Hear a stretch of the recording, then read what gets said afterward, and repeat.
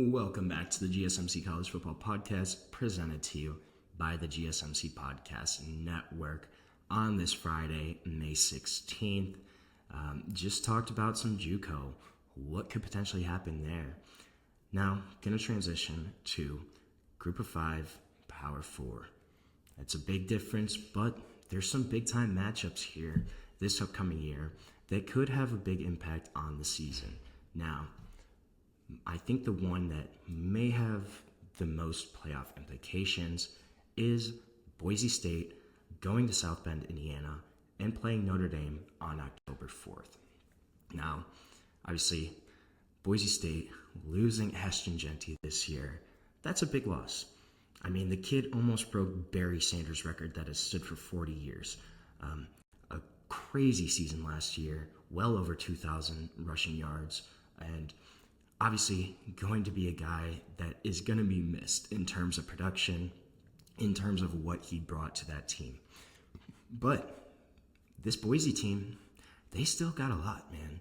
They still have talent. You have quarterback Maddox Madsen coming back. You still have a really talented roster, especially in terms of Group of 5. This is going to be tricky for Boise State, but Notre Dame also has a really tough September. You have to play Texas A&M. You have a couple other games on that schedule that's going to be tricky for them. So if Notre Dame, they kind of have maybe lose one game or two in September, they come in October 4th, they have to win against Boise State at home for their college football playoff hopes. And then if Boise is able to pull off this upset, this is a big-time boon for Boise State. You beat a potential top 10 team at their home in Indiana, and you have momentum carrying throughout the rest of the year. This is a big-time main for both the Broncos and the Fighting Irish, and could Notre Dame kind of have their eyes off of the ball here? It's certainly very possible. Think back to 2021, 2022. Cincinnati had those really great teams under Luke Fickell, and the one year they go into Notre Dame. Notre Dame kind of was overlooking them, right? They're still a Group of 5 team at that point, still in the AAC. And Cincinnati goes into South Bend and beats Notre Dame at their own home. Could this be a similar scenario here to Boise State this year? I think it's certainly very possible. Notre Dame has to maintain their composure here. They have to treat Boise State as a legitimate opponent, or else Boise can very much steal this game in South Bend. It's going to be intriguing. I'm really excited to kind of see how that matchup shakes out. Another one I'm looking at, Tulane going to Ole Miss September 20th. Now, Tulane, yes, they did lose Darian Mensah to the transfer portal, transferred to Duke, their quarterback that is a stud. So going to have to replace Darian Mensah, but despite that, Tulane still remains one of the most respected Group of 5 teams consistently. Every year, this is a really talented roster. They're well coached. They did lose Willie Fritz a couple years ago, but John Summerall, they're still a really great coach. And this is a program that is pretty solid. Every year, they don't really have down seasons. They were hanging with Ole Miss. They played in 2023. Ole Miss went to Tulane, and they hung with Ole Miss for a while there. Ole Miss kind of pulled away at the end of the game. But this is certainly a team that could come into Oxford and beat the Rebels there. Ole Miss losing a ton of talent this year, especially on the offensive side of the ball. Obviously, the big name, Jackson Dart, first-round quarterback, you have to replace him. You lose pretty much the entire wide receiver room. Trey Harris, Juice Wells, Jordan Watkins, all gone this year. Offensive line kind of overhaul. You still have Suntaryn Perkins on defense. You lose Chris Paul Jr., though. You lose Princey Umamulan. You lose Jared Ivey. You lose J.J. Pegues. You lose Trey Amos. So this is a team that is very much in transition. Obviously, the quote-unquote portal king, Lane Kiffin, did it again, brought in over 20 transfers to kind of turn over this roster again. and hope to keep them competitive. But Tulane is very much a threat. This is very much a game that should not be taken lightly by Ole Miss, and especially it's early on in the season. It's week 3, September 20th, week 3-4. This is a matchup that Ole Miss is very much still probably going to be trying to figure out who they are as a team, trying to mesh and gel as a unit. Could they have issues with Tulane? It's certainly very, very possible. I would not be surprised to see the Green Wave win this matchup, even though they have to go into Oxford. Oxford, despite being an SEC, this could be a matchup where the fans aren't really that much into it. It's just kind of how it is. It's not an SEC matchup. Ole Miss fans normally kind of show up more for those big-time SEC games, especially if this is an early game, if it's an 11 a.m. kick. Don't be surprised if Tulane really shows up and Ole Miss comes out sluggish.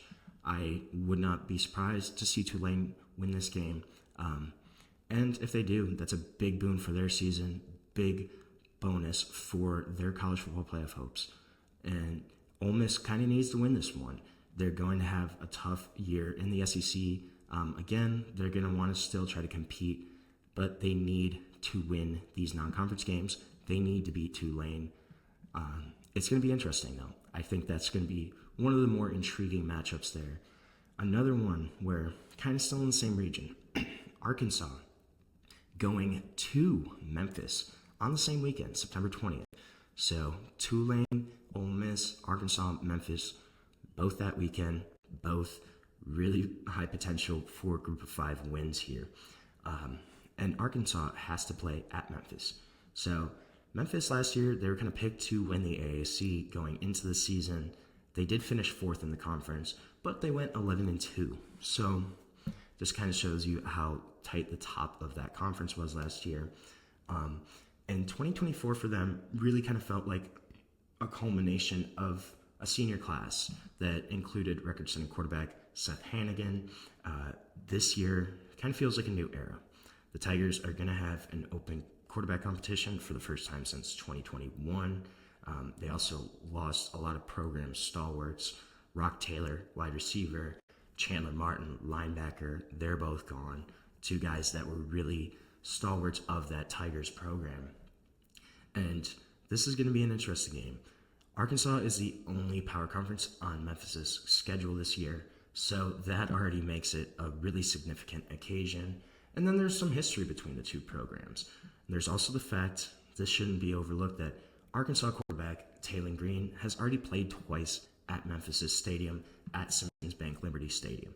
He played there in 2023 when he was with Boise State, and then he played there with Arkansas last season in the AutoZone Liberty Bowl.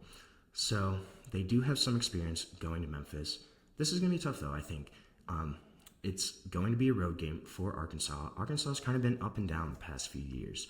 They still have a lot of question marks. And the one thing I'm kind of looking at here, too, in this matchup is for Arkansas, this is sandwiched between they have a road trip to Oxford to play Ole Miss on September 13th.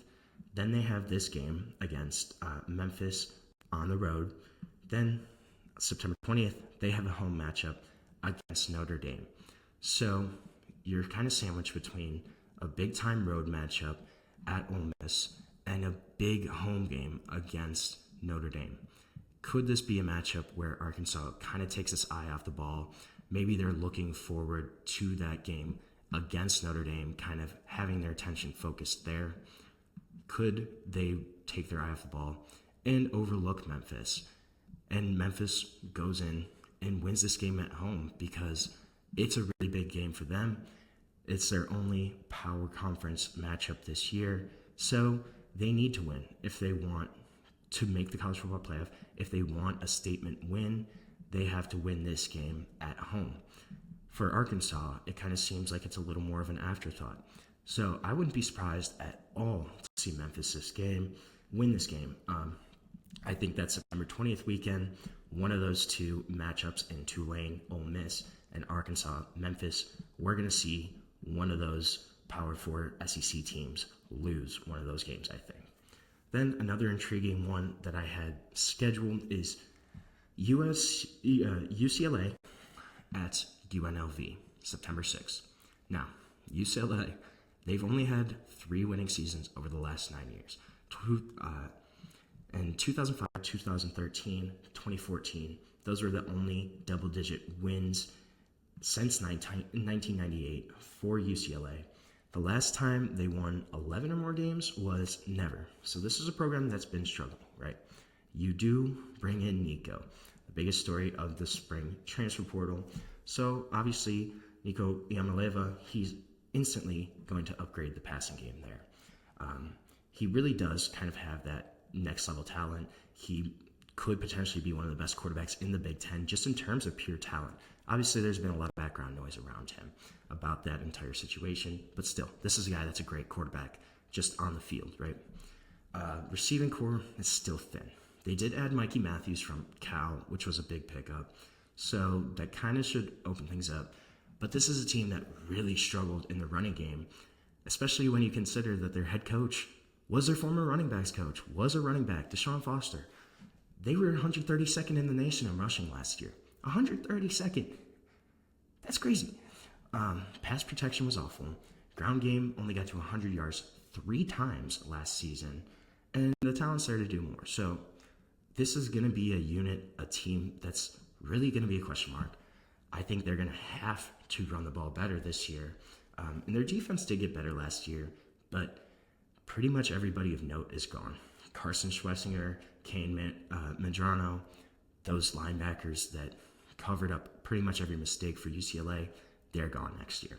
So didn't really add a whole lot in the portal either, so this is kind of a question mark. And then for UNLV, it's the start of the Dan Mullen era. They have a couple easy winnable games, Sam Houston, Miami, Ohio, Wyoming. Those are winnable matchups. And then this is the big time one. They certainly have the talent to beat UCLA.